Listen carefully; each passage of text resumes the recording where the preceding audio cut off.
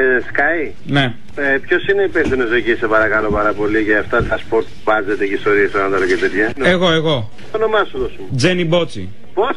Τζένι Μπότσι. Εγώ, φίλε, ονομάζομαι Κώστα, τέλος πάντων. Είμαι ο εισαγωγέας του Μπιράλ. Α, ωραία. Τι κάνεις, φίλε Κώστα? Λοιπόν, θα σε παρακαλέσω να μην ξαναβάλεις να μου το σπορτ εκεί του Μαγκίνα με τα Μπιράλ, ας πούμε, και τα λοιπά μαζί. Γιατί, αφού το έχεις στο αναψυκτήριο, τι να κάνουμε τώρα, φίλε εισαγωγέα? Δεν θέλω τώρα να ξαναβάλεις εκεί τον Μπιράλ, σε παρακαλώ πολύ, γιατί. Και τέλος πάντων, γιατί να το κάνουμε, επειδή μας το λες εσύ? Να, χαίστηκα. Εγώ θα το βάλω. Πού μιλάς, έτσι, ποιος μιλάς τώρα, ξέρεις? Στον εισαγωγέα του Μπιράλ. Φίλε, κανόνες. Θα το γνωρίσω, είναι ωραίος τύπος. Δεν κατάλαβα, ποιος? Ο εισαγωγέας του Μπιράλ. Θες να σου κάνω κονέ? Ο εισαγωγέας του Μπιράλ. Α, δεν το ξέρεις? Τι ξέρεις ποιος είναι? Ποιος είναι? Λοιπόν, λίγα με τον Μπιράλ για να μην έχουμε τίποτα τράβαλα, εντάξει?